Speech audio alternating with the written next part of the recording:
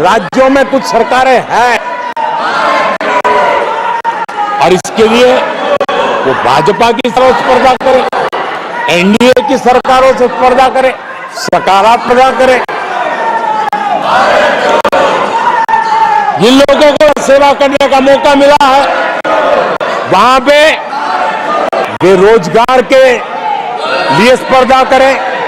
कौन सरकार ज्यादा रोजगार देती है उस स्पर्धा के लिए मैदान में आए, एक तंदुरुस्त स्पर्धा हो। साथियों, आदरणीय सभापति जी, हमारा भी कहा है कि गहना कर्मणो गति ही, गहना कर्मणो गति है, यानी कर्म की गति गहन है। इसलिए आक्षेप, झूठ, फरेब, डिबेट ऐसी जीतने के बजाय कर्म से, कुशलता से, समर्पण भाव से, सेवा भाव से जरा लोगों के दिल जीतने के लिए कोशिश होनी चाहिए। आदरणीय सभापति जी, मैंने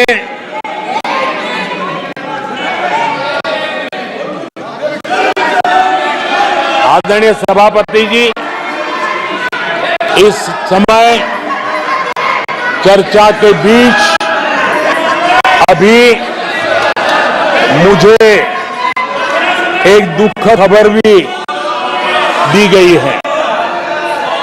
यूपी के हाथरस में जो भगदड़ हुई उसमें अनेकों लोगों की दुखद मृत्यु होने जानकारी आ रही है।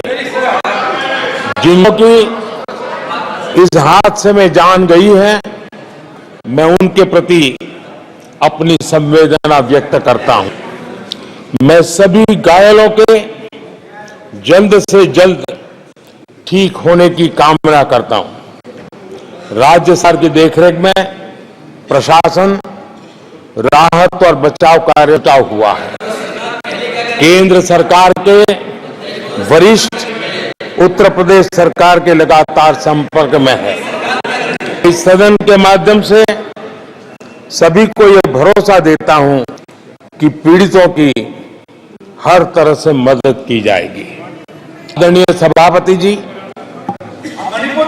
आज एक भी चर्चा और आपने देखा है, मैं पहली बार लोकसभा में प्रधानमंत्री के रूप में यहां सेवा के लिए आप लोगों ने अवसर दिया, तब भी मुझे ऐसा ही मुकाबला करना पड़ा था। 2019 में भी मुझे ऐसा ही मुकाबला करना पड़ा, मुझे सभा में भी ऐसा ही मुकाबला करना पड़ा, और इसलिए अब तो ये बड़ा मजबूत हो गया है। मेरा हौसला भी मजबूत है, मेरी आवाज भी मजबूत है और मेरे संकल्प भी मजबूत है। आदरणीय सभापति, ये कितनी संख्या का दावा क्यों न करते हो? 2014 में जब हम आए राज्यसभा में, हमारी ताकत बहुत कम थी, चेयर का भी जरा झुकाव दूसरी तरफ था, लेकिन सीना तान करके देश की सेवा करने के संकल्प हम डिगे नहीं। मैं देशवासियों को कहना चाहता हूं, आपने जो फैसला सुनाया है, आपने सेवा करने का जो आदेश दिया है, ऐसी किसी रुकावटों से न मोदी डरने वाला है, न सरकार डरने वाली है। जिन संकल्पों को लेकर खड़े हैं, उन संकल्पों को पूरा करके रहेंगे। आदरणीय सभापति जी, जो नए सांसद चुन के आए हैं, उनको मैं विशेष रूप से शुभकामनाएं देता हूं। आदरणीय सभापति जी, मैं मानता हूं कि बहुत कुछ सीखेंगे, समझेंगे और देश की लोगों की नजरों से गिरते हुए बचने का प्रयास भी करेंगे। इसलिए उनको भी परमात्मा कुछ सद्बुद्धि दे, मैं पालक बुद्धि को भी सद्बुद्धि दे, इस अपेक्षा के साथ आदरणीय राष्ट्रपति महोदया का जो उद्बोधन है उसके प्रति हृदय से आभार व्यक्त कहूं।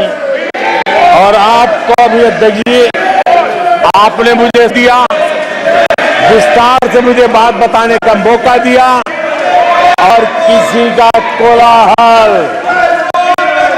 सत्य की आवाज को दबा नहीं सकता।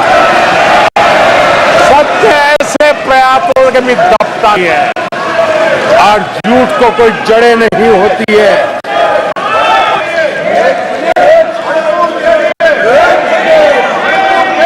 आदरणीय सभापति जी,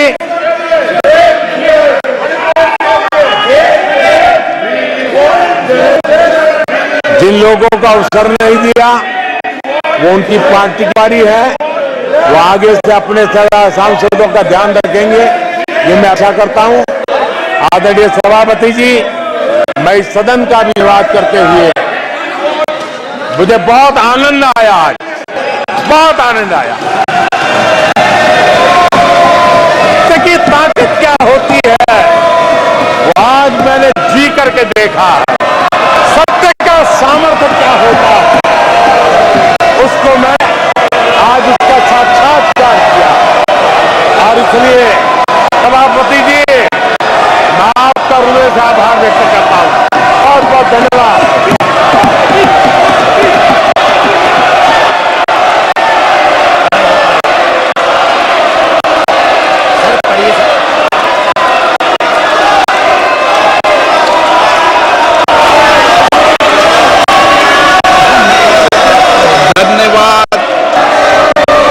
पर सदस्यों ने अनेक संशोधन प्रस्तुत किए हैं।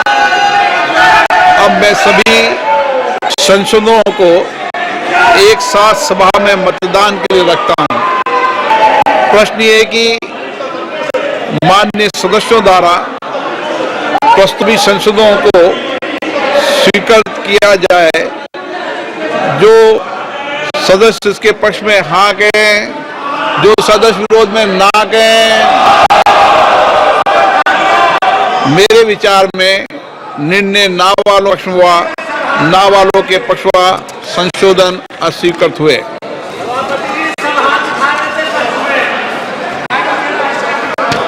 मैं राष्ट्रपति के अभिभाषण पर धन्यवाद प्रस्ताव को के मतदान के लिए रखता हूं। प्रश्न ये कि महामहिम राष्ट्रपति जी की सभा में निम्नलिखित शब्दों में एक समावेदन प्रस्तुत किया जाए कि इस सत्र में समवेत लोकसभा के सदस्य महामहिम राष्ट्रपति जी के भाषण के लिए जो उन्होंने 27 जून 2024 को एक साथ संसद की दोनों सभाओं के समक्ष